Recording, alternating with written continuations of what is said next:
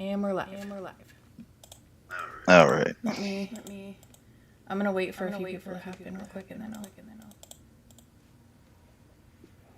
What is this? I think if this stream goes nice and smoothly, I'll be sending it out to everyone, even if they don't like Heavenly. Look, I'm on YouTube.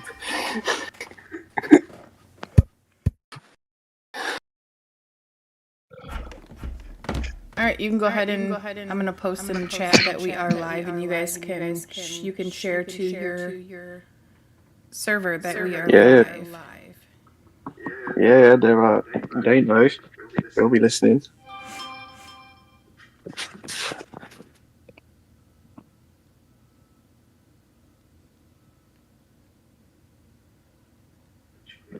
Share.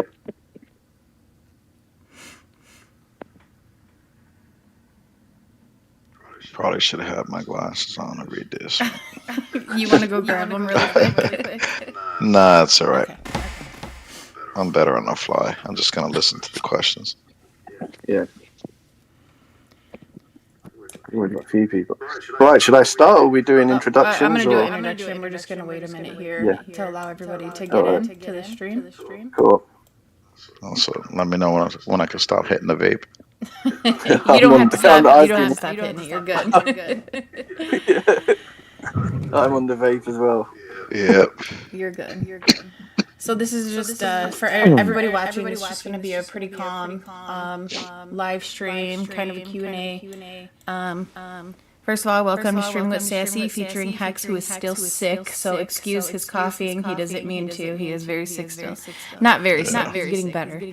And with his Q&A with Sir from Server 1726 and his team and server in the chat. And I'm going to let Hex take it away with the Q&A. Hey guys, thanks for dropping in. Come listen to some BS a little bit on Ebony here. Glad to sit with Sir here and go over some questions. They got a new server growing kind of quick, and interested in how we do some things. So why not share, right? Let's help the community out here. So, Sir, you got some questions? I've got a lot of questions. Thank you for having me and for this opportunity as well. Pleasure. And hopefully my questions are not too stupid and and provide some good insight. Hopefully my answers are not too stupid and provide some good insight. Or facilitate it. Listen. Yeah. Now, this is just my opinion. I've been playing for about 4 years now. We've seen some things that work, some things that don't work.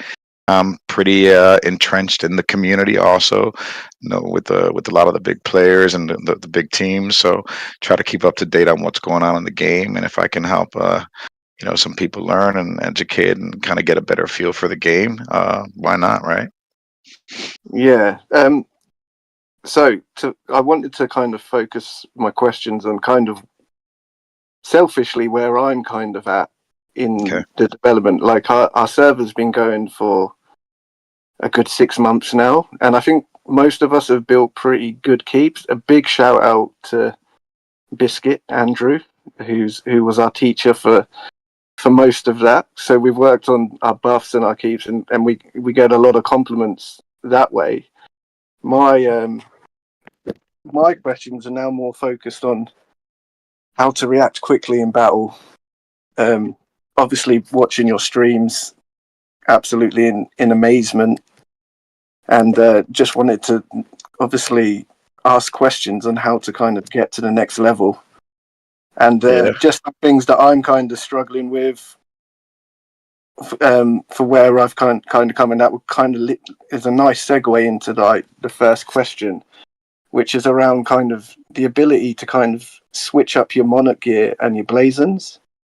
Now, where I was kind of coming from with this question was, I was a fully ghosted keep, focused purely on attacking.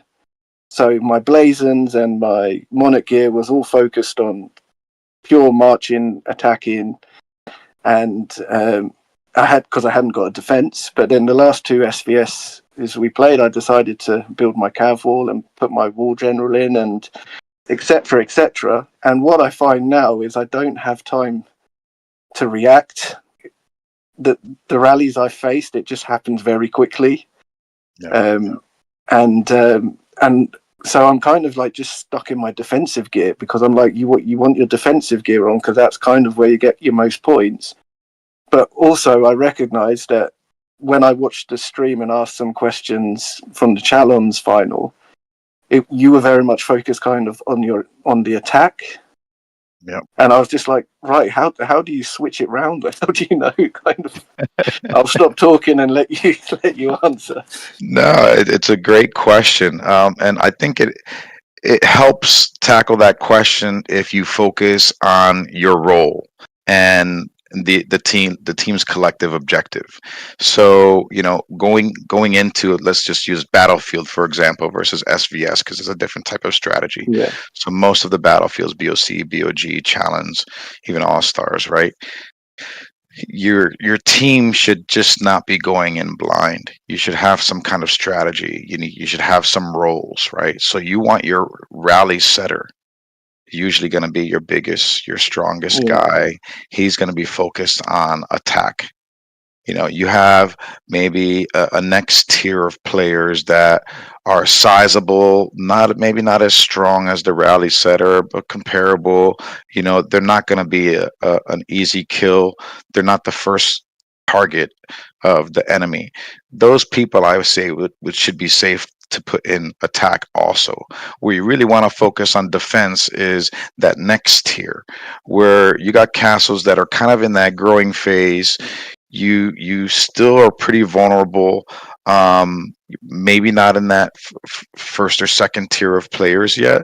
Those are the castles that need to be focused on defense, because your troops are more valuable in the rally, filling the rally, than that extra 30-50% whatever buff you're going to get. Even 100% extra buff on the attack is not going to be as valuable in that rally for your troops at that third tier as the number of troops in the march are. So in that case, you leave your castle set on defense, because they're also going to be the first ones to get hit. Those are the ones that are going to be having to port out and manage porting out and getting back into the rally while they're being attacked, while the counter rallies are going on. So those players have to be quick and should always be set on defense, because the stats increase that they get for attack are going to be trivial compared to the value of those troops in the rally and the value of that player protecting his troops by porting. Does that answer? Yeah, no. So I would say I fall into the second category. Yeah. So I should have the Ares dagger, even though I'm sit. So because I'll be a big part of the rally. Yeah, if you're a big part of the rally and you're not the first target for the enemy, you could safely be in attack mode. It's when you start seeing that you're getting targeted, then you make that switch over to. I would leave the blazons in attack. Blazons are a little bit more. I usually leave my blazons in attack setting because I'm usually the aggressor in the battlefields. When our team is overmatched, or a couple guys don't show up and now we can't fill a rally that's strong enough to break through some of these reinforcements, then I'll go and I'll set back into defense mode, and that includes my blazons, my monarch gear. I'll set that up for defense, and I'll port swap things like that. But for the most part, because I'm the rally setter, I'm always focused on attack. And that second tier, for the most part, while we're running rallies, because we run fast rallies and we're constantly the aggressors, most of that second tier is usually safe in attack mode also. If you're an alliance that maybe can't fill the rallies and is not so fast at rallying, and find yourself in a defensive position more often than not, then of course the second tier might want to consider putting their blazons in defense and then leaving their monarch talent set to attack to get a little bit extra boost for attack, filling the rally still. You have to kind of gauge that on the collective team and your ability to rally fill the rally, and be offensive or defensive. But those are some general rules that I use. That's good, because yeah, that would actually make me change some of my, because I've been going in with thinking about defense first, if I'm honest. Yeah. Had the defense blazons, and then I'm a bit kind of annoyed with myself because I work so hard on my attack blazons, swapping them over like you showed in the video. Yeah. A lot of fun, right? A lot of fun, a lot of money. Yeah. So I was just like, I'm not using these attacking blazons. Should I just make them all in? Just feed them back into my defense blazons? But no, that makes sense. Yeah. Your rallies will be stronger too. So, that's my approach. We have the aggressive approach. That first tier and that second tier was set to attack. That third tier is traps and other castles that are fillers, but set to defense. And that's the default. And when we go in, of course, you always gotta be ready to pivot, because sometimes you get your butt whooped. Yeah. Sometimes it's just not your day. Or some dude, hit some traffic on the way in, and by the way, he's 40B power, and now the match is kind of skewed. So Yeah, you kind of deal with those things. yeah. Well, hopefully this is nice. My next question is again kind of centered around reacting quickly, but this is more when I'm being rallied. Is again kind of now everyone says that you kind of like you ghost your higher tier troops, but like let's say you're getting a siege march, drop your calves. Now everyone says that you kind of etc. I've tried that in practice, and I don't even know if I'm looking at the right screen. Like, should I be looking at the bell, the Alliance War? But how do I kind of, because it all happens so quickly. That's a great question. And this brings up the importance of having roles in the battlefield. So you have your setter. Everybody usually has that role because everybody knows one guy's setting. But one of those other important roles are usually for like a portal player, someone who gets zeroed easy. They're not that big, or just ghosting everything. You need somebody to watch the battle logs. Uncheck the monster box so you're not seeing any of the monster ones if there's monsters on the map. I only learned that yesterday, by the way. Yeah. Got the noob. That's all good. It's 6 months in. But you unclick that box for Monster War and just leave the war on. And then have somebody monitoring. Everybody that puts a rally up on you is not necessarily going to be rallying you. Sometimes somebody ghosting on you, and it's that person's job who's watching the battle log to look. You just simply got to look at the number on the left-hand side. Are other players joining, or is it just one player? You can move a little bit further to the right. How much power is in that march? Is it 10 million power he's sending, or is he sending a full march, 500 to 1 billion power? So is he ghosting? Is it all one troop type, or is it a PvP march? And that's another thing. But you click on it. You click on the thing, and you'll see. You'll get a feeling for what's coming at you. So those are some ways you can check, but that should be somebody's role to do that. As a player who's getting rally, the first thing I do is I click on the bell. I click on the bell because that's specific for me, and I see what's coming. I look at is anybody joining? That's telling me if the rally is coming. After a while, you start to know the players, and I don't really get attacked much, so it doesn't happen anymore.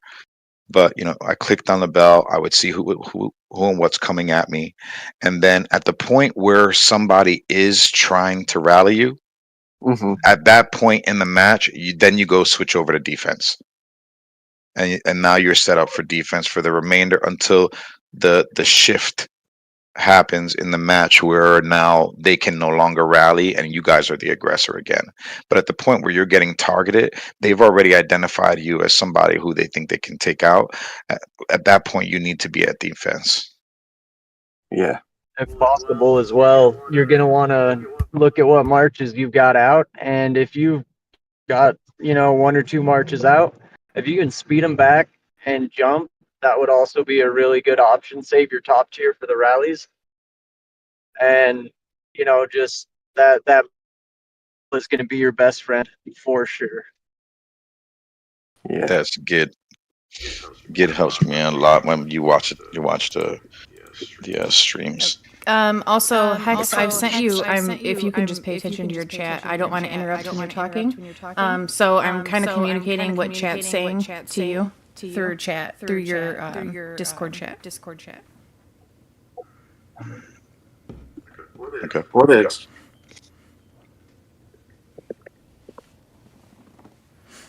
So, I see. Okay. Yep.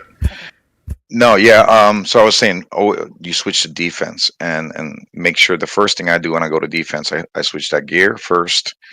I have a defense gear and I have a siege defense setup because I'm the bigger side. Usually, when they come at me, is siege first, so I built the siege defense gear. I find that handy if you're one of the bigger players versus a straight defense set. So I have both of them. I have a siege defense and I have a defense. First, when I go to switch to the siege defense, and then I'll go and I'll switch my blazons over to my defense set of blazons. And for anybody who's on on the stream, we do have a tutorial um, on Sassy's channel here on the blazons, which tells you kind of how to do it if you haven't seen it yet.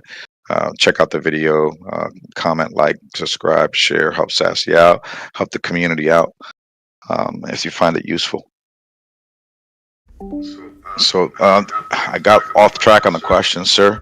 I think we answered it. Did we answer it? 100% answered it.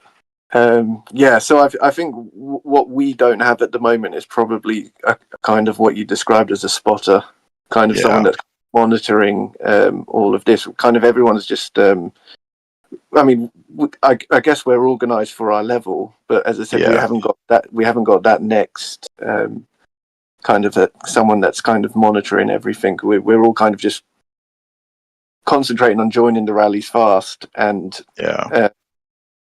obviously looking at our own keeps and making sure everything's ready. But no, having someone designated to kind of look after every give out that information, I can see how that would be crucial and would also kind of stop the questions that I've kind of having because I'm gonna try and implement that or get someone find someone when I go if anyone's listening. This is what I'm coming back with. No, I think that you should consider that person in that role as the fail-safe. The primary person responsible for your keep is you. So when you see that bell go off, it should be automatic. As soon as your screen flashes red, automatically go to the bell, check what's coming at you. Is it the Knights Hall? Is it somebody ghosting on you? Is it a scout? Or are people filling up that rally and you better jump? If you're locked in a rally as well, really good thing. First thing I do when I see the red bell is I click on my castle and I click share. I share my coordinates, click on that bell, and if it's a real rally and I'm stuck, you call for reinforcements and swap to that defense set like Hex was talking about. Yeah, our rally set a Ghost. Shout out to him as well. He's been asking us to do that recently, so I think he's trying to implement that strategy. And we kind of just say we're getting rallied at the moment, and then we're like, everybody's looking around. Who's we? We were. What was that? Now, before you say anything, before you say anything, post. Post, because that's what's really going to get people there. Because sometimes you don't even need to say anything. If somebody posts their own location, they need help. Why else would they be posting their own location? There's something going on there. So first thing you should do is post your location, and then hey, by the way, guys, I'm about to get smacked. Send me some help. I posted already. So in our team, you probably have reinforcements coming. Pretty much, if you see somebody post their cords, their location, they're getting rallied. So we just try to reinforce really quick. Either that, or at the time we are castle swapping with Power or Hex. So yeah. One other thing. I mean, I didn't say it because it's been a while since I had to think about it. But you are only 6 months in. You guys should make sure that when you're entering the battlefield, that everyone has their their Alliance war share off. Only the rally setter should have that on. Yeah, we've made that mistake a couple of times. That we try to remind each other. Yeah. I've made that mistake multiple times. I go in and start ghosting, and then suddenly, like, our rally set. Don't worry, we're 3.5 years in, almost 4 years in, and we still have people that are doing some it, people and you still just hear me tripping out. are hooked on phonics. Yeah. Do you guys does your rally setter use a different chat color so that if somebody is, messing up and they got ghost rallies, have them do, Hexrock's pink. If you've seen the stream, you see that. Yeah. That's how we know that's Hex's rally is the color. Yeah, that kind of helps. Yeah, he does. But Michael who's joining the stream shortly. He's just switched to the same chat bubble. I was going to ask him how he did that as Ghost. But yeah, no, we generally we've made that mistake before. But as I said, should we move on to these are the questions that I was actually excited about, because these are the ones I sit here and think about more kind of on rally mechanics and in general just an effective rally. And I know you've already you've already mentioned a couple of times, what's the most important thing about landing an effective rally or a successful rally team. But I guess my question would be more about everyone's troop composition percentage be aligned to the rally setter? Is that the most important? Is that part in having a big rally, or does the order of joining a rally matter? Yes, the order does matter, but maybe not how you're thinking about it. I think for order, you want to make sure your strongest castles are in. So what we like to do is the rally setter set all the next, you talk about the tiers of castles. Yeah. So you have your first and second tier of castles you want around the rally setter, because now they're going to get into the rallies the fastest. So if your rally does get full because you don't have the capacity, then your strongest are in before anybody else. So your rallies are going to always hit the hardest. So that's, from that perspective, the speed that you enter matters. I think there's just way too many variables to really say definitively whether, if Howard joins my rally last or second, is that going to have a different impact on the rally? I don't think so. I think overall the way they're hitting is based upon, the castle's build, the attributes, the distance it's set for. I think those things come into play more so than the order that it's coming in. There's just way too many variables, I think, for anyone to say definitively that, whoever enters the rally second is going to have a bigger impact than whoever enters it last, or, second to last.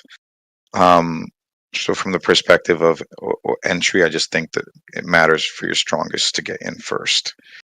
That's the B part of the question. And A again, sorry. Been hitting the vape kind of hard. What was A again? More around the composition. Should everyone's composition percentage be kind of perfectly aligned to their kind of, obviously, their march size? But no, I don't think it should be perfectly aligned. For example, a castle like mine has, a certain set of troop types other castles may not have. Some people may not have the 15s, or some people may not have 16s, or they might not have as many 15s. Maybe have 1 million versus 20 million. So the relative amount of troops don't need to align perfectly. I think what's more important is the general trend. So if your top tier is, if you're doing a 50, 30, 20 for your 3 tiers, that you're sending, and you're sending through your top tiers, whether it's 50, 30, 20 or 40, 40, 20, it's not going to have a huge impact on the individual entering. What's more important is that you're not setting it up, um, 10 and then like 30 and then 60. You want to have the general trend the same way, so that your top tiers are the most, if depending on the rally that you're sending. If the setter sending top tier the most, then middle, and then the third tier, have that general trend. Unless you don't have the quantity of troops, then I just bump them down. Usually, if you don't have enough T15s, well, you've been producing T14s for a while, so you got more T14s. You just compensate that way. But your top two tiers, the addition of the top two tiers, are still going to be more significant than the bottom tier, your third tier. You don't want it to be the other way, where now your top two tiers don't add up to more than your bottom tier, because that could shift things a little bit. That's the difference between like a T11 siege rally and a big siege rally. The concentration of the troops being at the lower end are going to have a different impact than if the concentration of your troops are at the higher end. Yeah. Wow, there's a lot. I will need to watch this. Listen to the stream back. Don't you worry, I've got it recorded as Many well, so I times will over. post it. Yeah, no, this is fascinating stuff. Welcome to the chat, Michael. He's in here. I know you were waiting for him. Hey, Michael. Michael, welcome. Hey, thank you guys. Appreciate it. Pleasure. Michael was our top guy and conquered the throne over the weekend. Nice. Got number 1. Congratulations. That's a big deal. Thank you. By the way, the rule is, once you conquer the throne, you set that to your avatar frame and you never take it off. Okay. Well, it's on there. It's on there now. I conquered the throne in my old castle, and so now I can't use it anymore. I'm kind of sad. I did that with Scorpio. Bad times. All right. I think I got both of those, right? Sir, did he get those questions? Oh, yeah, no, absolutely. It was a nice segue onto the next one as well, because we've just talked about composition of troops, and I was just, because in your chat, the percentage layers that you guys posted, you were quite heavy, especially with the ground and the calves. Mm-hmm. Like, I think it was like 60% the top tier. And ours is more kind of even, like kind of where like 40, 30, 30. And yeah. I just wondered, does the composition change the higher up you get, or is that just it does. It has an impact. It does have an impact. Yeah. Whether it's better or not is relative. So essentially what you're doing is you're exchanging kill rate for power loss, right? So if you're sending more top tiers, you're going to get a higher kill rate. You're going to get higher kill totals, and kill rates, because they're inherently stronger troops, but they're also going to die. So now you're going to get a larger power loss. So you want to, when you're starting off and you don't have a massive amount of troops, I think you want to focus on the power loss ratio. Just because you can kill more doesn't mean you should kill more, because you're going to lose more. Like I'd rather have a 3-to-1, 4-to-1 exchange on power ratio and take a little less than have a 1-to-2 power exchange on the power ratio, but take a lot more troops. For me, I want to be a little bit more conservative. I want to increase that ratio on the power loss. So that's why I fill in with some of the layers.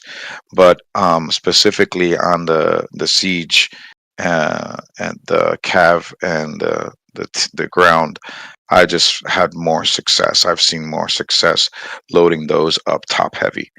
On the archers, The T12 archers are still really effective killers. So why lose all that power up top when you can use the T12s? They're not going to kill as much as T14s, but they'll kill a lot cheaper. So I do things like that. The horses, there's some tricks you can use with the other ones too. T11 siege, different range, but you can chew into somebody's senior siege heavy composition. If you can stack it with T11, those are pretty effective too.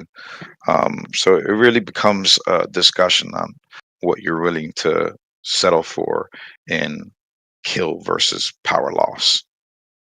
So that's a personal preference. I play with some players who just like to just stack up the top because they just want to kill as much as they can kill. And then, for players who got a lot of troops and, really big, you can do that. Most players you want to conserve because the top tiers are tougher to heal. They take more time, they take more resources, depending whether it's Battlefield or SVS. So you want to, be conscious of that power loss ratio. Yeah, I think what we aim for, we generally, if we're trying to take down a big keep in Battlefield, we're trying to ping off 4 rallies. Mostly it's 3 rallies, and we start with archers. But we're still trying to win the point exchange. I mean, that's why we send more T12 archers than the rest of them, because we know that march is going to die. But we're hoping the cavs or the ground then clear them afterwards. We haven't quite got into siege archers, cav ground yet, but that's you won't hit those until you're seeing over 20 B castles. You guys are pretty young. 6 months. We're in it 4 years now. There's some people 6 years. Oh wait, Hex, you gotta fix your mic, dear. I thought that was me. I was fixing my iPad then. No, it's me. He's a pacer. Yeah, pace. Pace and vape. So you never know what's gonna happen. Yeah, Michael, you ask a question so I can have a vape. That's what I'm for. I'm here to put him back in line. On that front, though, I do have a question. When is it Battlefield or SVS you're more concerned about the power exchange rather than the point exchange? I think on both, because they kind of go. I don't want to say they go hand in hand because that's a little tricky. That gets a little complicated. But I think in Battlefield, you want to make sure that you're taking more than you're giving. Usually, the general rule is that if you're taking more power than you're giving, you're winning on points. The exception is if you're hitting trap keeps, because now you're hitting with top tier marches and they're losing T1s. So sometimes you may go points positive. I mean, power positive, but points negative. You got to be conscious of that. It's similarly in SVS. You got trap keeps in SVS that maybe you go power positive on, but you just killed all their T1 and they wiped out your T15s and T14s. So the power exchange is favorable, maybe when you look at the composition, but the points they got from you is ridiculous. Yeah, it's still more points based for both. Yeah. I mean, it's all points based in the end, right? Yep, for sure. Yep. Okay. I was just making sure I wasn't missing something on, hey, do I need to be concerned more about what kind of power we took than really the point exchange? No, yeah, it lines up generally speaking, except for a few exceptions that I mentioned. But yeah, if you're looking at the power exchange and I would say you're less than 1.5 to 1, you're probably losing on points. If you're safe, if you're 2 to 1 or greater, you're probably winning on points. Okay. As a general rule, I'm sure there's some exceptions out there. You know, as a general rule, if you're looking like that, you can kind of conceptualize it like that on points. If you're coming up just even, or you know, you took 630 and you lost 619, no, you really lost. You know, Yeah. it looks on the Yeah. report that you won, but you really lost. I Okay. have a question from the chat. I heard time ago that Ebony will add 10 plus ascensions for generals. Any update on that? They haven't, from what I heard, they haven't acknowledged that. They said, I think on the last one, that there was going to be some updates that they were considering for the generals, but they just added a bunch of things now, the champion levels, and Yeah. there's so much going on now that I'm not sure this is the right time for them to do it. I wouldn't anticipate that happening in the next 6 months. Well, that's good. Can they hold off till more generals?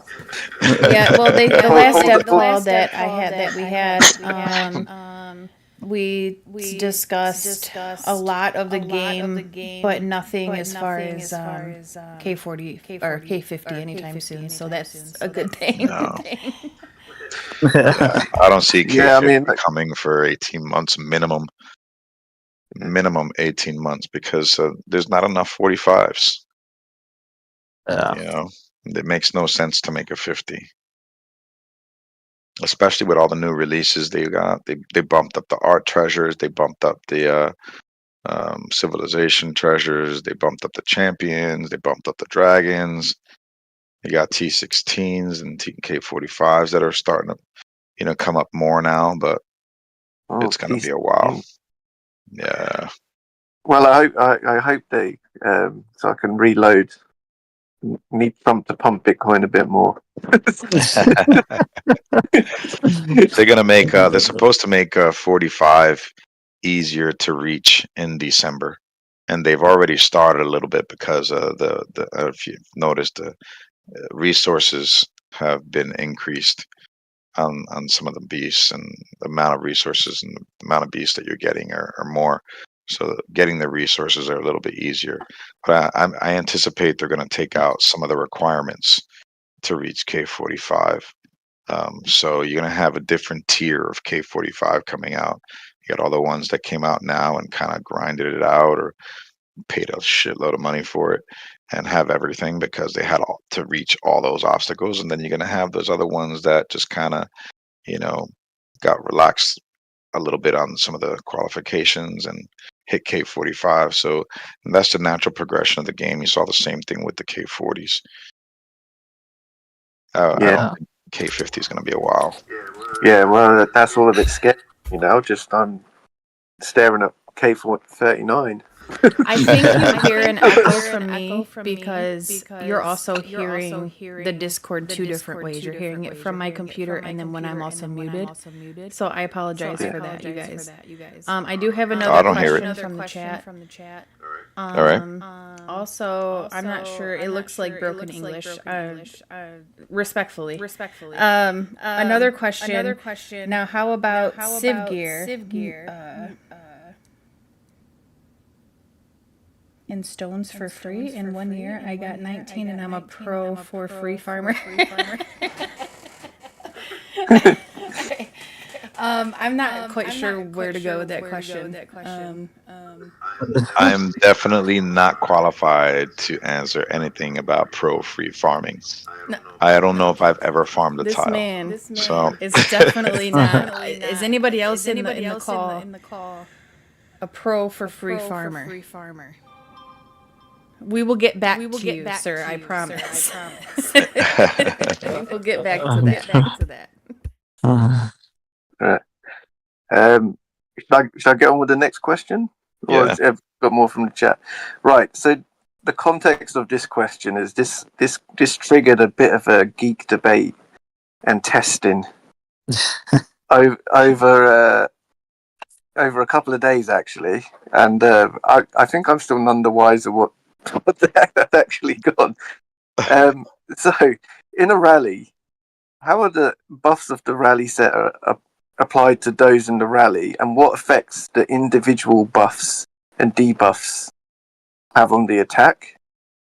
and this probably goes well with you saying we need power in the rally, Yes. etc. So like why? And then I guess where people were confused is like, does all the buffs get aggregated, or how does the individual affect of like how does the turns go? Great question. And then again, probably just following on from that, I probably know the answer. But is it better to have a 1 billion rally of 5 people or a 1 billion rally of 10 people? Like, which is going to be the more effective? All right, let's tackle those one at a time. Sorry, there's a lot. Yeah. So the first, having the order enter the rally, right? The way the buffs work, the buffs are for the individual player. However, the debuffs stack. So if you have debuffs in the rally, sometimes you'll see players who, to attack the throne, will start like, if you've ever been in a really intense throne war with someone who is really skilled at defending their throne, sometimes you'll see where they just have these rallies and they just have these farms coming in with like 1,000 troops, but these generals just stack and they have like 30 farms enter and stacking all of this debuff. And then they had the players enter after all the farms are in. It's to stack that debuff for the for the march. Yeah, it stacks that debuff for the march that hits, but the setter's buffs only count for the setter. The only thing that the rally really gets from the setter is the capacity. So the setter sets the capacity of the rally, and also the other impact the setter has is that the setter lands first. So the strength of the setter matters. The setter is going to land first, and then everything else happens after that. So that's the only thing you really get from the setter, besides any debuff that the setter has that's stacking with the rest of the debuff. So from that perspective, there is some validity to adding farms into a rally.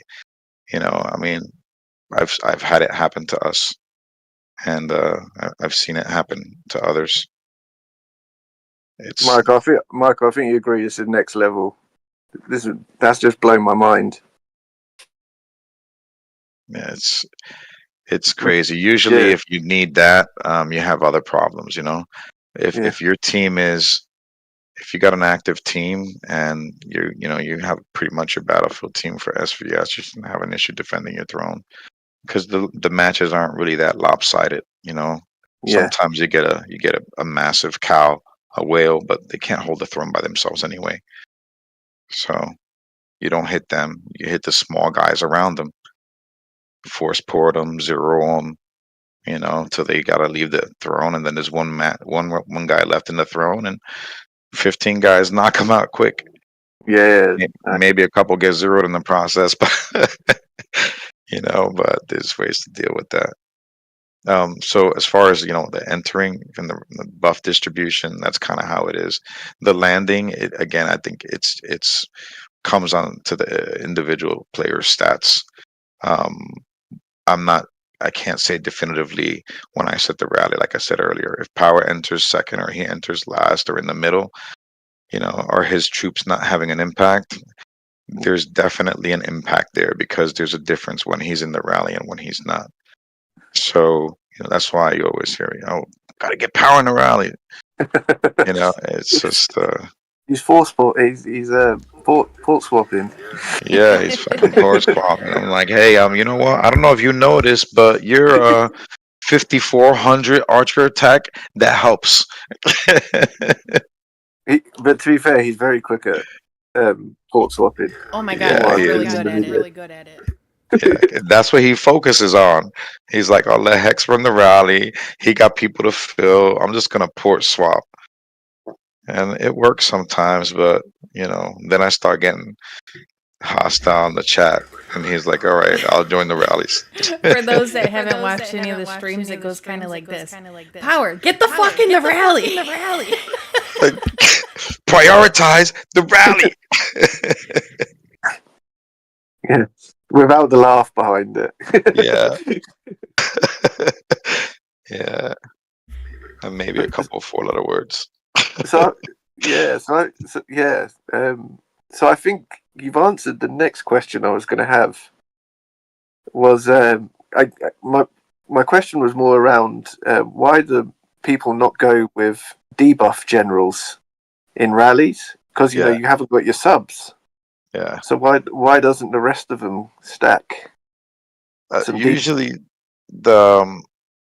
Usually collectively with all the people entering, you got 10 players entering the rallies, and you have debuffs as part of your other attributes, your research, your equipment, your generals, sometimes depending on what generals you're using. So your castle has an inherent debuff. So when 10 players are in, it's not the same debuff as if you're hitting a castle solo when you got all your subs. But it's just as impactful with 10, 15 players in there.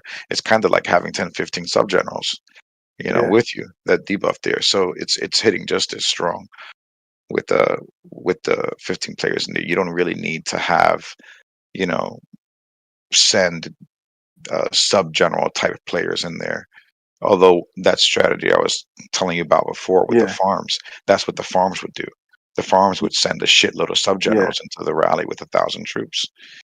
And now you got all this extra debuff. I mean, debuff only goes up to 50% anyway. So, it's not like if you're debuffing 5,000 and somebody's got 2,500 attack, you're only debuffing 1,200 max. Yeah. Debuff only goes to 50%. Doesn't matter how much you got in there. And usually also, whatever you put in the rally is enough. Yeah, and also what you said about the fact that the debuffs stack. I don't think we absolutely knew that. Well, I didn't. That's new news to me. I bet people are screaming at their phones now saying, "We told you this." Yeah, but there's so much though. Like there's so much debuff in with the general that you're sending into the march as part of the rally, that it's not gonna, I put it this way: we've never used that strategy in 4 years. Even though I've known about it, I just never felt it was really worth it. I mean, nobody's really ever tried to take our throne either, but maybe once. We lost it once, regrettably. And this is hilarious. And since this happened, don't it's tell never. It's embarrassing. Oh, It's embarrassing. Tell them what happened. We lost it one time. You've got to tell us now. You guys. I mean, it's pretty silly, right? But we were just exhausted. We were like fighting the whole day, and we had, I don't know, battlefields and all kinds of shit was going on, and we were winning. It was just like we were destroying the server. And they went and they had a farm create a name that was similar to someone in our alliance, almost to the letter, but from their server. So when it took the throne, it showed that it was a farm in my alliance taking the throne. And no one, because everybody was so exhausted, it was like 1 a.m. Most of us were in the US side. So we were all heading to sleep, and they had the farm in there for 5 hours thinking it was us on the throne, and it was the enemy who took it with the farm. Unresisted. No one even bothered. There was like 1 troop in there, and no one even bothered to try to attack it. The only way that you could have known that it was them was the fact that when you look at the map view, the throne was red. The flag on it was red. That's the only way you could have known. None of us looked at it. We were just like, let's go to sleep. If you clicked on the actual throne, it would have gave you the option to attack versus reinforce. That's another way you can tell. But we didn't do that. How did they react on the server chat? They were really nice. Actually, they were so nice about it. Yeah. They were like, "This will never happen to you again." It was funny. This will never happen again. Yeah. And they're right. It never happened again. God, You learned a valuable lesson. Well, I still don't think that was taking your throne with honor. No, but it was funny. They That's the still only got time we it. lost it. It's a good story. Yeah. It wasn't funny at the time, that's for sure. No, I can imagine. Right. Yeah, Michael? player whose farm it was almost got the boot and burn. Almost. So I'm like, that's your farm, and you didn't recognize that your farm had the throne? And it was a Western player, too, so they were on while we were sleeping. Yeah. Next question. Yeah, Michael, you got any questions before I move on? Hurry up, we gotta move on. We gotta move on from the embarrassing moment. Come on, let's go. I'm sweating over here. I know. Just keep going on your list, sir, because a lot of what you had that you sent to me is all stuff I'm interested in knowing. So Yeah, I think you were more interested in the secondary generals and the mixed generals, weren't you? Well, that's the next section. I've I was got curious. Yeah. Yeah. I've got a couple of questions on healing in battle because obviously I noticed that you guys don't heal. Yeah. But then you've got billions of troops. Yeah. I do heal actually. Hex heals less, but I 16.7 B power, and after an hour in, I might need to heal. Yeah, because we rally a lot, and we're fast, so a lot of these things are landing, and you're losing a march. And at least the first one, you're losing a march.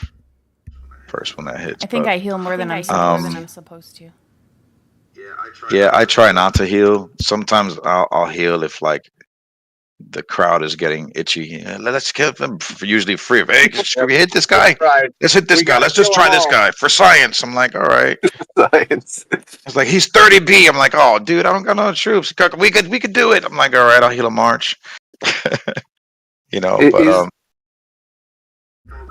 go on. Sorry, I was cutting you off. No, go ahead. No, I was just going to ask do you guys pick up those battlefield packs? No. Beforehand, the shallow ones, the ones that It's not worth it to me. I do, and I'll explain why. The All Stars pack, yes, because I need my speed ups to do my military academy, all my construction. I'm working on getting my T-15 Siege. I'm almost done with military academy, and the way I look at it is, if I buy that battlefield pack, I'm paying to keep being able to research. But that's just me. Other people may not, but I do heal a lot, so that's why. Right. This next question I picked up from watching one of your streams. What exactly does heal layers mean? Does it mean heal all troops under T11, or like, because I couldn't work out what you were doing when you were like saying heal your layers? Yeah, that's a good question, and it's a pretty valuable one too. It can help you out, especially after you get zeroed. So I have a setting, one of my preset marches that I set. So the first one for me is join the boss, one troop with Beabars and Theodora. Yeah, and that's for the boss. The second one I use is shit. Hold on, I lost my train of thought here. Baybars. Layers. Second preset. Second preset is the layers. Damn, this is a good vape. The second one is layers. So for when I say layers, what I do is whatever troops I have, T16 down to T1, 1,000 of each. So if you have up to T15, that's 60,000 troops because each has 4 classes. Put 1,000 of each troop, and now that's a layer march. So I'll heal a layer march, and I'll keep that in a portal, or I'll heal a layer march, and then if I mean, I'm never zero, but this is how you could use it. If you're zero, you could heal a layer march and grab portals with it. You can grab buildings with it. Most of the time, that's enough to stop a farm from hitting you and not really garner attention from anybody with real troops anyway, because your power is not going to be off the charts. So it's a good way to kind of help control some of the buildings. But if you get hit, sometimes you lose some troops. your top tier troops are gone. Heal a layer march, so at least you have a couple in the top tier. So when the rally mechanics trigger, it still has to go through those layers, and it reduces the effectiveness of the incoming hit. That makes sense. So it's actually it's actually a preset. Now that makes sense now. Yeah. Because One of my tricks. Sorry, go ahead. No. Go ahead. Sorry. So when I don't have a layer march because I've got, a couple of different secondary marches set up, my trick is I have a T12 Archer preset, and I'll click on that and then just drop the T12 down real quick and heal that, and then that kind of substitutes a layer march, just because I'm limited on presets. Yeah, I mean, I've only got the 6 at the moment. Right, last question on healing, and I got this from the streamer as well. What is Dragon Heal? I heard that. I might have misheard.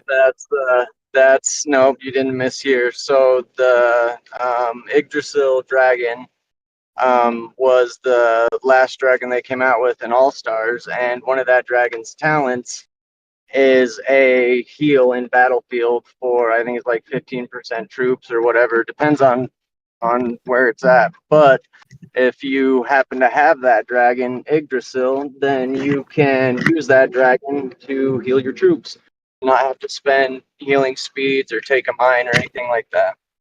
Yeah. All right, so that's an All Stars dragon. Yeah, it's the last All right. one that came out.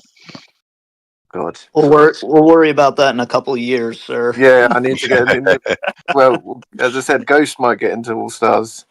Yeah. This round. Sir was telling me Yep.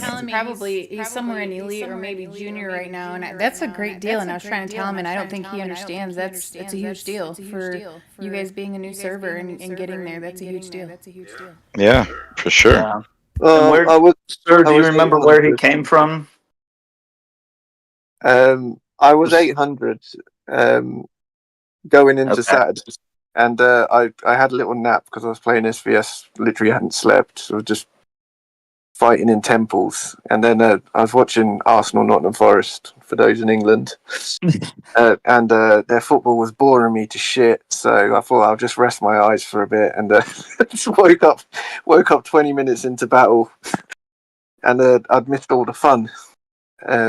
But yeah, our rally setters should get into the big league if we have a good one this weekend. Nice. Yeah. So yeah, so he's played All Stars before, so he knows the drill. Sir, have you fallen asleep during any other battles before? Maybe Throne. Yeah, just the throne. Oh, we've had people fall asleep in Battlefield calls and Throne. I see Pete here in the Discord. Pete, how many times have you fallen asleep on the enemy server? He snores, guys. So does Friv. No, Once I or think you heard twice. me snoring, didn't you? Once or I had- twice. No, we were trying to ping you through Discord. We were trying. We don't have his real phone number, not yet, anyway. And we're trying to wake him up in any way we could, and nothing was working. No, I got up in the end. It was I had set my alarm, but I hadn't factored in on the blessing tower. Is it the blessing or the hero tower? One of the things that makes the timer go quicker. Magic Tower. Magic Tower. Yeah, it's a magic tower. So I'd looked at the time, and I was like, I'm feeling a bit tired here. So I'm going to set my alarm for like 15 minutes before. But obviously we'd kept the magic tower, so it knocked some time off. So I woke up and there was just loads of phone calls on my Discord. So I was like, guys, what's going on? And they were like, whoa! And like everybody had surrounded me and then put drinks in me. All right, guys, we only have a few minutes left. We have maybe one or two more quick questions. All right, cool. So a good one I wanted to get onto was well, I've got two questions. You pick which ones you like. At what stage should we start investing in secondary generals, or kind of building generals? Now, where I was coming from this is sometimes to get the guys in Battlefield to sit still, we generally throw our marches in the portals. But then if we need to throw a archer rally out or something, my archer's in the portal. So I was thinking at this point, do I start investing in secondary generals, or is that even a thing? I don't do it unless I have to do it. So Yeah. what I've done is I've had my primary general, and then when for some reason a better general came out that I wanted to move towards, and I moved towards him, then my old primary general became my secondary general. I think it's, for most people, a waste to invest into making one of these, because it's going to naturally happen. The first archer general you make is not going to be the archer general that you're going to be with for the remainder of the game. So don't invest in something that's going to naturally happen anyway. You don't need it right away. I would go with, making it when you need to make it, because you're moving on to something else. I wouldn't invest in something that's a backup, quote unquote, archer general. You do have a Not to start off with. You got a lot of other things to focus on for 6 months. Yeah, well, Narcissus just came out, and Lucilla, and they're way better than the generals I did invest in. So that would be natural progression. Did you get Narcissus and Lucilla? I thought I saw in the chat Thanks that for you the said sub. Yeah, no, I've got one of Lucilla. You only need one, and then I've got copies stacked away, but no blood to do anything with them. there you'll have a secondary ground. Hex, you have a question Yeah. from the chat as well. I sent to your thing. I don't know if you're paying attention or pacing right now. Yeah. Sorry about that. You're okay. What was this? In your chat, in your Discord chat. Unless you're watching the stream, I don't know. I'm having a problem where unless they're subscribed, I can only see. I can personally only see their chats. When I'm logged into my YouTube, but it's also showing up on the stream as well. Everybody subscribe. This is an awesome channel. Oh, thanks. I've learned so much. Definitely like and subscribe. Everybody do it. Yeah, for This sure. is definitely a big way to teach, especially the newer servers. I mean, maybe we're teaching older servers too, who just haven't had that influence. Hex is definitely a big part of this community as far as knowing the game. I mean, he's a fucking beast. So yeah, definitely subscribe, and there's going to be a lot more coming. Well, you said so much stuff that makes sense. I'm kind of kicking myself that I hadn't figured it out on my own. I'm like, that makes sense. Why am I not doing that? Why do we not have a spotter? So the chat wants to know what is the best mounted general.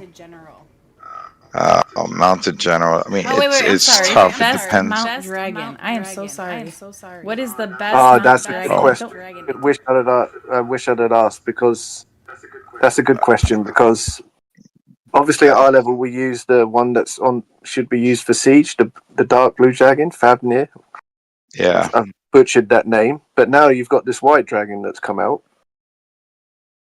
and people are wondering on my server definitely when to pivot to the white dragon. It really just depends on which dragons you have available for you. Like, generally speaking, starting off, you have just what's in the pasture, right? So it's the Fafnir, the Celtic. I don't even remember anymore. It's been a while since I've been in there.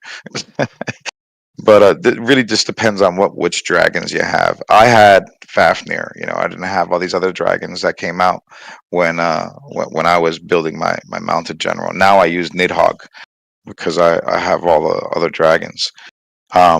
But this white dragon, I'll be honest, I haven't looked at him because I don't really focus on the mounted.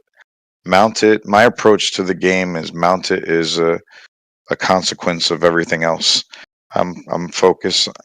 Mounted builds up for me naturally. I just try not to focus on it as long as I can get to the point where I'm killing the boss that I need to kill. After that, I just kind of said, all right, mounted is mounted. I'm still solid. I think my mounted is over 4,600, but it's not a focus. It just builds up along with everything else. I focus on siege. I focus on archer. and then ground, and mounted is last. And for defense and offense, that order changes what I do. But for me, I've never really focused on cav. Not to say that cav is not important, but my approach has been that my cav are naturally going to be pretty strong, even if I'm not focusing on them relative to everyone else. That if I just focus on everything else and let the cav kind of naturally progress, I'll be okay because everybody else is generally focusing on the calves. Everybody's focusing on killing the biggest boss that they can kill. So usually your cav rallies are going to be one of your strongest rallies because that's what everybody's building first to get the boss. And then the next thing in progression is archers because that's what everybody views as attacking. Because now that everybody built these strong horse, well, what kills horse? Archer. So if you want to build these players that build strong horse to kill boss to grow bigger, you're going to need archers. So everybody builds archers. And then, the next progression of the game is, well, now everybody's got all these archers and you can't get near the archers because the ground, the horse are running out and getting killed, and then the ground the next, but it's not so effective. We need some siege. And then that's when you start going to siege progression. So right now where you're at, you build these strong horse and you're starting to build the archers now to attack these castles that have already built strong horse. Yeah. So I don't know if that really answers your question. For the dragon, I would just stick with Fafnir. I wouldn't go out and intentionally buy a dragon to make your mounted stronger. Like, don't go out and intentionally, get anything to make unless you have just that kind of, disposable income where you're not really watching what you're building, then yeah, go ahead, get everything. But if you have a order of priority and you're going to choose where to put your money, I'm not going to put my money into something that's really going to be focused on killing boss or eventually going to be like the third thing that hits the castle. I want to focus on the first and second thing that are going to hit a castle and the first and second thing that are going to protect my castle before I worry about investing in that third thing. Yeah. Just my perspective. I've got one last question to sneak in if we can. Mm-hmm. And this is the question that Michael. I think we all want to know what is the role of the mixed general in Ebony? Like, what does it do? Because we have a lot of them. It confuses the fuck out of you. That's what. Excuse my language. That's what it does. Honestly, the mixed marches are not great. You'll find some players who do it. I've used it myself. It's really only good for the big players to stop people who are like on a different tier than them. So sometimes, if I want to burn an alliance city down and we're an SVS and I'm playing some, server that, the biggest guy on the server is not quite as strong as me. He's not going to play. He's basically absent. And even if he hit me, I could probably win with ground against his cav. So in that case, I'll go and I'll put like a split ground archer. I'll do usually about 80-20 ground archer into the alliance city. This way it gives me a little bit more horse resistance. If somebody's going to naturally come after me because they're going to see over 9 million ground in there, that's the first thing that they're going to see. And they're going to come naturally with horse. That gives me a little bit more defense. If I'm sleeping behind the wheel in the game and I take a hit, oh, well, I'm still got troops in there. I'm not going to lose it. I can go and reinforce or I can counterattack or, something like that. So I'll use it that way. I've never used a split march to attack a castle. It's usually on a defense. Sometimes I use it in the magic tower of the throne. If my march size is that much bigger than the one that's incoming, if I'm getting hit with like 7 million and I'm over 9 million, then I'm gonna, take advantage of having a huge ground march in there and add some archers. I wonder if, because all the Civ gear that you see is kind of, it's mixed, Mm-hmm. I think it's to add. Yeah. I think it's to add confusion because it adds a different element to the game. So if once you start in Battlefield a lot, and you're getting rallied. Like we were saying earlier, you click on the bell, you see what's coming at you. If you see Simeon, I'm getting hit with archers. If you see Basil, Yeah. is it ground? Is Yeah. it mounted? Hold on. Now it's going to delay you more until you go into that next level of detail, which is looking at the troops. So you're giving them more time to assemble in that rally. So it adds a little bit of confusion in there, and it stalls the battle. It can stall the battle mechanics a little bit for the defender. If they're trying to decide what to send out, if they're one of these players who are sending troops out and they're not going to port because they have some marches out reinforcing or whatever, um maybe they send the horse out if they see archers coming, but it's actually ground, and they could have benefited with the horse in there. I don't know. In that sense, I could see there's some usefulness, because there's been some times where I've gotten caught thinking it's one thing and it's something else, especially with some good players. They'll switch up to dragons on you too, and some other tactics that you can use to like the snake dragon is a ground dragon, right? Well, you can put a snake dragon on an archer general and load the thing up with archers, and now all of a sudden the person thinks they're going to hit ground, so they send a shitload of calves, and you got your strongest archer generals in there with the ground dragon. But who cares? Your stats are so high for archer with incoming horse that you're going to destroy them. You can do things like that. But I don't find particularly any good use for sending mixed marches in a rally. I mean, we do it sparingly, but I haven't really seen anything very effective at all. I think it's just to add a different element to the game as far as confusion. So it gives you a little bit more strategy to build your sets, mixing and matching sets, things like that, to optimize different attributes. All right, we're at Makes the game harder. 2:42. We're a little bit past. I hope you're not running late for anything right now, Hex. He's a very busy guy, guys. I'm good. You're good? Okay. Yeah. Real quick from the comments. They're cracking me up over here. A guy named... What? Oh. Somebody says you're an encyclopedia. He said, what is his in-game name? He's like an encyclopedia. And I told him, his name is Hex in the game, guys. We are server 467. As I said before, Hex is a beast. He's put a lot into this game. We've been playing for almost 4 years. He's been, my mentor since the beginning of the game. Well, we kind of actually hated each other. Backstory real quick. I hated his guts when I first met him. She just didn't know, guys. She just didn't know. Well, maybe we'll get to that another day. I didn't like him, but now we're bestest of friends. So, Server 467, chat with Sassy there. I can't get connected with the community without Sassy.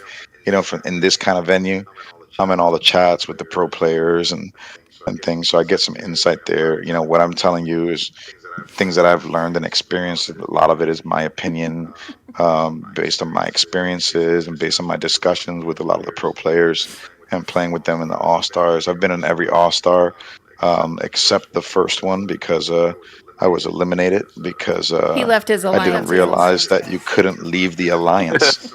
So I left the alliance, and it wouldn't let me in the All-Star game, and that's the only All-Star that I didn't make. Highest finish overall is 6th.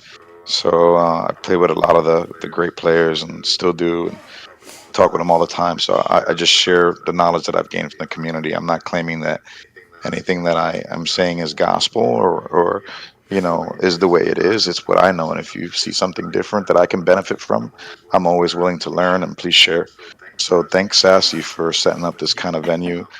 Please, if you watch this and you found it useful, share, comment, and most importantly, subscribe, because if people like this kind of content and find it useful, always have questions, I'm willing to help out. It's the least I could do for the community, for something that I played for such a long time and enjoy. Met some cool people here. So Always willing to learn and always willing to share what I know. Okay, so Again, there's another like, backstory comment, on share, that, subscribe. guys, sorry. Yep. Okay, sixth is insane, is what he's saying. Damn. Sheksy. Yeah. Sheksy is a nickname, guys. I don't know who it was in our server that just threw that out, but they're asking. It's so we have quite a few nicknames for Hex. Actually, all my sub-cities used to be named after him because I loved to come up with names that included his name, and he also did the same for mine. So his subs used to be like Assassin or like I don't know, just whatever other ones we had. Hex, I don't know. In mine's, we have these things called experiments that we do in Battlefield. We have Sheksy was actually we were it was our first farm, I think it was, and we were trying to come up with a name for it, and it was a farm for both of us. We do everything together, me and Hex.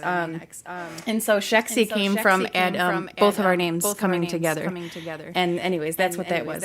Really quick, Hex is like a Pokemon master. He has them all and don't even know where to put them all.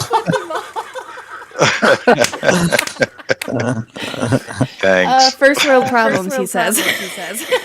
Yeah. I wonder if any of our guys got in the chat. There's quite a few, I think, from your server, and I got some. Oh, nice. You're calling him what? What are you calling him? Dog? Or I can't see that. What does it mean? You're calling him something. Pitbull? Well, I was King Donald last week, and I'm now Sir Donald. He's calling you Goat.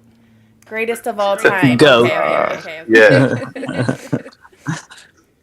Thanks, guys. Appreciate it. You guys don't give him a big head. I still need him around.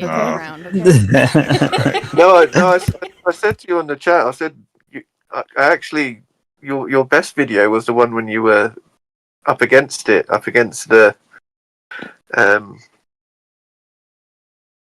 how did you describe them? RS built and Coiner built keeps. Oh yeah. But I just liked how like kind of how you switch strategy to defense, and actually it was a lot slower than Shalon's, so you could work out what you were doing. Yeah. So learn a lot from. Thank you. From that, and also you kind of whilst you were losing, you then the jokes came out. You seemed really relaxed. You seem less relaxed when you're winning. Yeah, I like to push. I make sure like when it's close or when we're up, I don't want anybody to be content. I always like to push the team to do the best. In certain situations, clearly you're overmatched, and you just make the best out of it at that point. It's no use in pushing it because we get pushed enough. So let's have some fun with it, and let's try to see if we could learn something and make the most of the experiment. Yeah. And so, shout out to that guy that was trying to port swap, but he was reinforcing. That was Fribble. He does that every time. Yeah, that happens all the time. All the time. I was screaming. I was like, "You've obviously got troops." Oh, that's us. I'm like, fucking port, Frib. He's like, I can't. I'm trying. It's not letting me. Oh, I got troops out. Well, we appreciate this. These Q&As. These are very helpful for our server. We've always said we're pretty uniquely positioned. We feel like for the piece we have, the players we have, and some old players that bring experience. But we've gotten to a point where even some of them we need a little more help every now and then with questions being answered. So we really appreciate it. Oh, my pleasure. Yeah. I mean, I learn from it too. Sometimes it makes me think a little bit, and I appreciate the questions because it gives me a different perspective on the game. Also, it lets me know also where the community is, and I learn things all the time. Sometimes I do these things, and somebody be like, "Hey, you said this. Did you know about this?" I learned something from Sir the other day. We'll keep that to us, but like little things like that, you kind of, you just chat with different people, build a community. I've met so many people that I play with on here already from my server. I'm out in London all the time. I'm all over the world. I travel a lot, so it's a community after all. So at the end of the day, we're just all people, and we happen to find ourselves here on this platform. So something's got to bring us here. Something there we're sharing. So why not build on that? That's my perspective. I'm a lover, not a fighter. But I'll burn some bitches. I'd like to really point out that you guys don't check on me enough.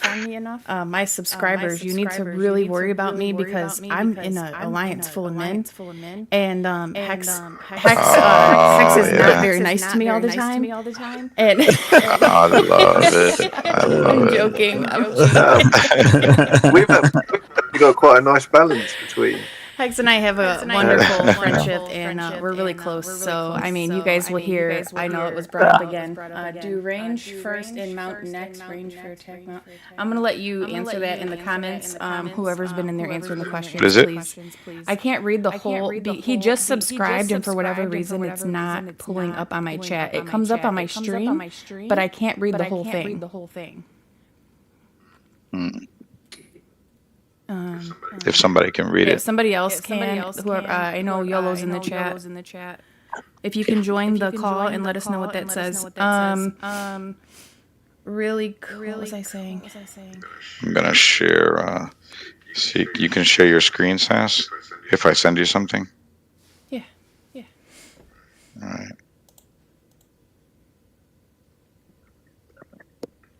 Were you sending it? I'm gonna put it on the Discord chat. Where's the best way to send it? It don't matter. He said.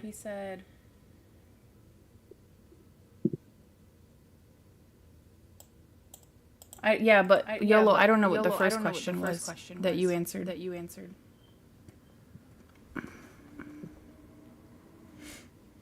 Were you sending it to me? I don't see it.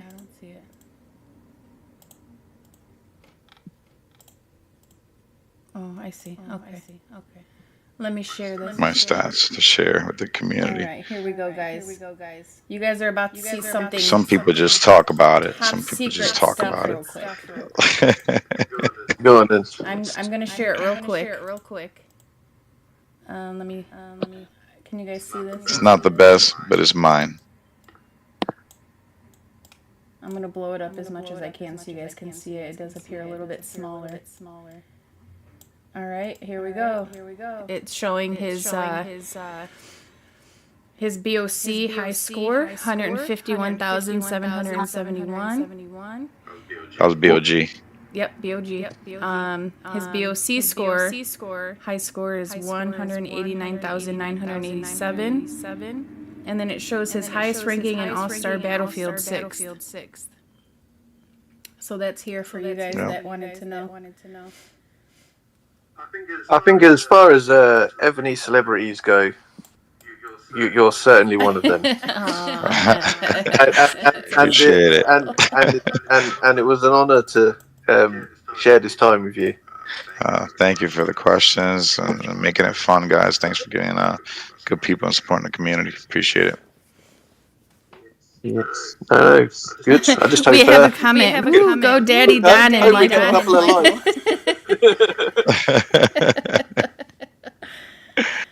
I love it.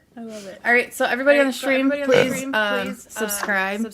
Share this to your friends in your server. Have them subscribe. If there's new people here who also are not from Sir and Michael's server, you guys contact us. Also in my description, I posted our Discord channel. You are welcome to join it, and we can also set up a Q&A with your server. If you have any questions in Michael's tutorial, let me know. Join the server again. Let us know in there. And me and Hex, we do them, just him and I. And then I record them, and then I post them. So. I got an idea, Sass. Alrighty. Why don't we, for the next Battlefield we stream, what's the latency on the stream? It's like 5 minutes? About or? 5, 6 seconds. Oh, that's it. Yeah. Whoops. We got to talk about that. Hold on, let me see really quick. Hold on. let me do something and then see what the latency is. We don't need to do it No, now. I need to know. I'm just thinking to make it interactive, like when we're in battle, have response to the chat.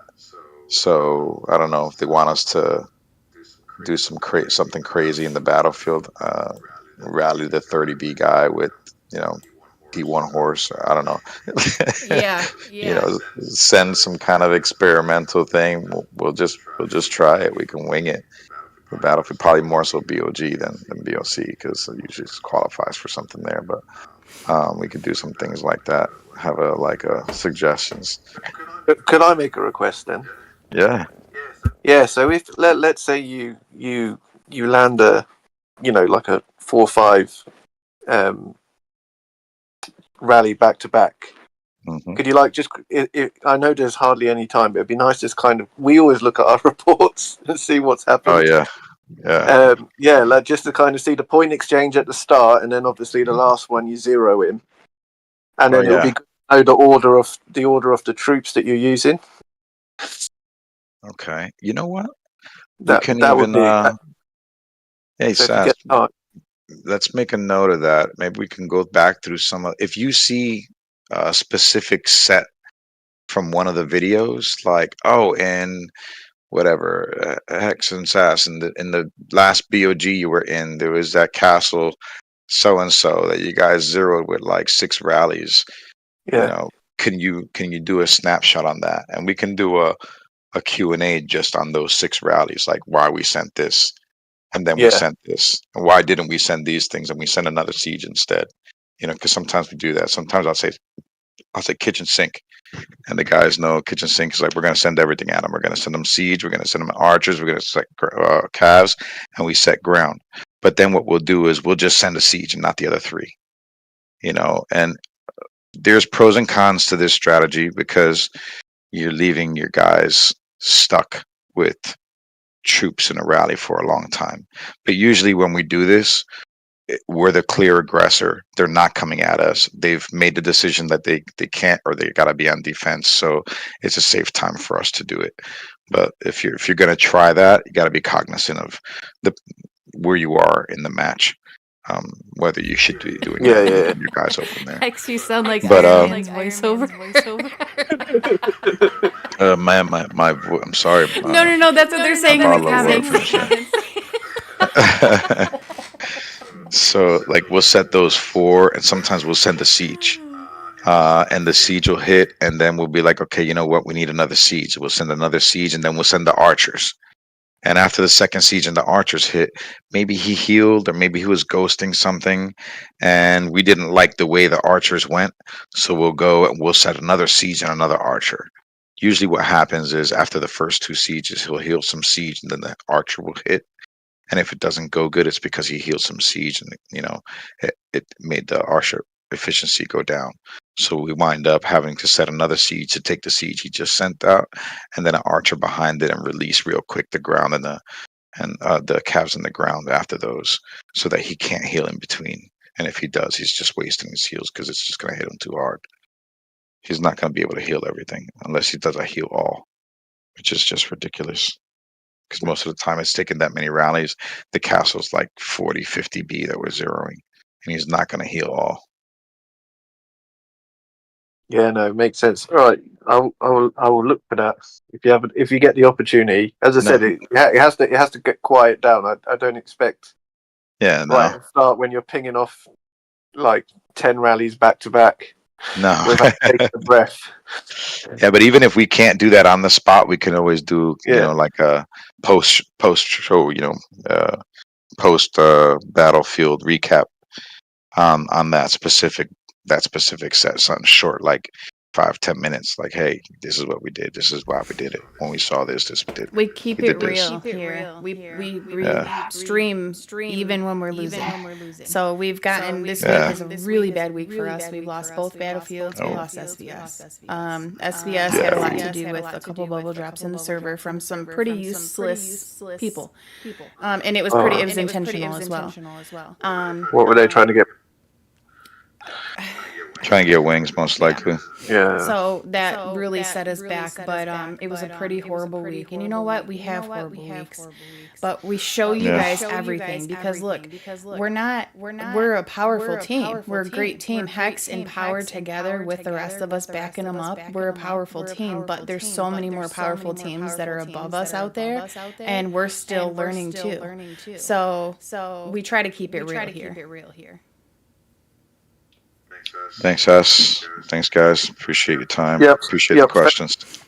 No, thank you very much. Thank you guys as Yeah. always, and please subscribe to my YouTube channel. I shouldn't say it's ours. The community's channel, Yeah. really, because It's ours. It's not you know, for me. we're It's just- not for Hex. It's for everybody. It's for all of you.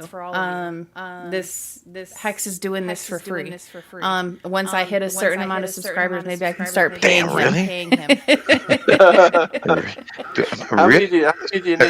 I'll This, if I'll I'm get marketing. occasionally, you might hear me say I'm gonna be traveling. I'm somewhere from your area. Buy me a beer. We'll call it even. There we go. Well, if you're ever in London, then, We'll do. Yep, I posted the Discord in my description, you guys. I'll also post the Discord again in this chat before I live. Sorry, words. They sometimes disappear. I need to make a shout out just for our R5 got engaged at the weekend. So Nice. congratulations, Kelly. Congratulations. And Congrats, Kelly. he thinks I'm joking, but I'm going to his wedding. I love Nice. it. America, I'm going. Nice. We have the same thing. I was joking, but I'm going to go. Hey, when you're there, gotta make sure when it's nice and quiet, you just scream, "Archer's going up!" There's the Discord. Link right there in the chat. You guys go ahead and click on it. You can join our Discord. And then we'll just go from there. I've got to go. I have kids to get. Hex has got kids to get. We gotta. I have dinner to eat because I was nervous about this, so I didn't eat. So now I can go eat lots. All good. All good. Thanks again, guys. All right.